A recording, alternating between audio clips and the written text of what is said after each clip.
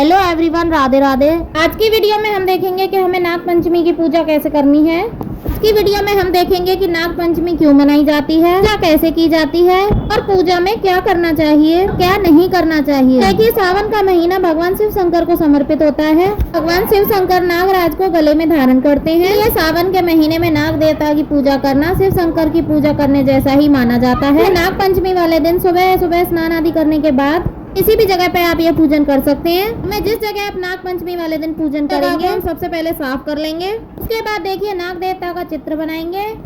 है तो दीवार पे भी चित्र बना सकते हैं। कागज ले लेंगे, इस पर हम नाग देवता का चित्र बनाएंगे। नाग देवता बनाने के लिए आप एक काजल ले लीजिएगा। चाहे तो पेंसिल वाला कागज ले सकते हैं या फिर आप लिक्विड वाला काजल भी ले सकते हैं। जो भी काजल आपके पास है आप ले सकते हैं। इसे आप दीवार पर नाग देवता बना सकते हैं। इस शीट के ऊपर हम नाग देवता बना लेंगे।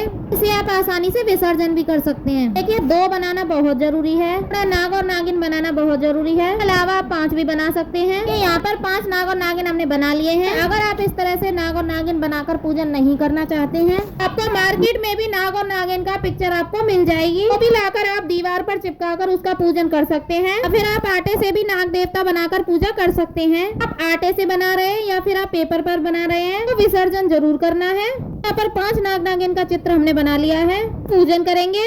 सबसे पहले जल के छींटे लगाकर भाव रूप में स्नान हम सभी को करा देंगे। बाद हमें दीपक जलाना है। आप देसी घी का दीपक जला सकते हैं या फिर आप तिल के तेल का भी दीपक जला सकते हैं। दीपक जलाने के बाद हम दीपक का पूजन कर लेंगे। ये तिलक करेंगे दीपक को। इस दिन नाग देवता को आप हल्दी से तिलक जरूर करिएगा। दिन हल्दी से तिलक करना शुभ माना जाता है। हल्दी से तिलक आप जरूर कीजिएगा।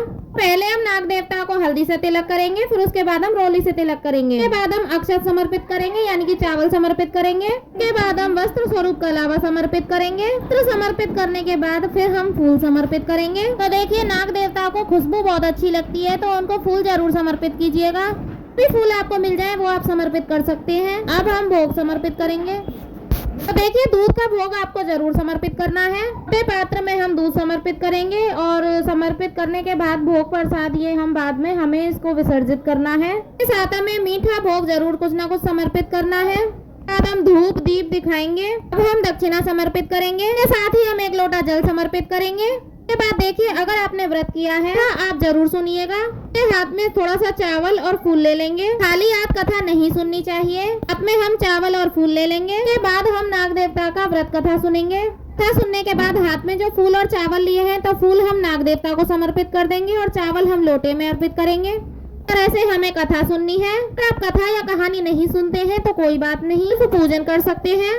इसके बाद हमें आरती करनी है। देखिए, 5 या 7 बार आप इस तरह से आरती कर सकते हैं। देखिए, 5 या 7 बार घुमाकर इस तरह से आरती का स्वरूप माना जाता है। इस तरह से हम आरती कर लेंगे। बहुत ही प्रेम पूर्वक हमें आरती करना है। पूजा करते दौरान मन ही मन ओम नमो नागाय या फिर ओम नमो भगवते वासुदेवाय का जाप आप जरूर करें। प्रेम पूर्वक आरती करने के बाद हाथ जोड़कर नाग देवता से पूजा में रही कमियों के लिए क्षमा याचना करेंगे। मेरे परिवार की सुख सुरक्षा के लिए, सुख शांति के लिए प्रार्थना करेंगे। इस तरह से हमें पूजा करनी है। ये सुबह के समय हमें ये पूजा करनी है। ये पूजा करने के बाद 1-2 घंटे बाद जब हमारा ये दिया शांत हो जाएगा, बाद हमें क्या करना है, जो भी भोग हमने चढ़ाया है भोग हम किसी कच्ची मिट्टी में डाल देंगे। आप गमले में विसर्जन कर सकते हैं, आप जल में भी प्रवाहित कर सकते हैं। जो नाग देवता का हम चित्र बनाए हैं उसे भी जल में विसर्जित कर देना है। ये प्रसाद किसी को दान की जाती है और ना ही इसे खाना चाहिए। जो दक्षिणा है वो आप किसी जरूरतमंद को दान कर सकते हैं। तो नाग देवता का हमने चित्र बनाया है उसे भी हम जल में विसर्जित कर देंगे। जल का लोटा है उसे हम सूर्य भगवान को अर्घ दे देंगे।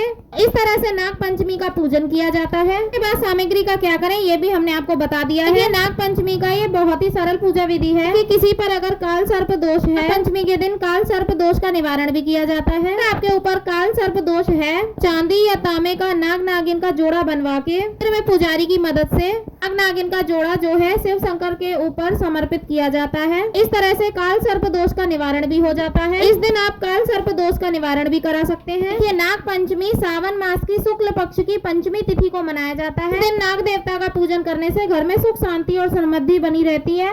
ये पूजा हमें प्राकृतिक एवं जीव जंतु के साथ संतुलन बनाए रखने का संदेश देती है। हमें इस दिन नहीं करना चाहिए खुदाई या जमीन खरीदना वर्जित है, नुकसान ना पहुँचाए। लहसुन प्याज और मांसाहारी भोजन नहीं करना चाहिए। सभी को सात्विक भोजन ही करना चाहिए। किसी पर क्रोध ना करें और झूठ ना बोलें। इस दिन इस तरह से पूजा करके नाग देवता का आशीर्वाद आप पा सकते हैं। आपको ये वीडियो पसंद आया हो तो लाइक जरूर करें। मिलते हैं नेक्स्ट वीडियो में, तब तक के लिए राधे राधे, हरे कृष्णा।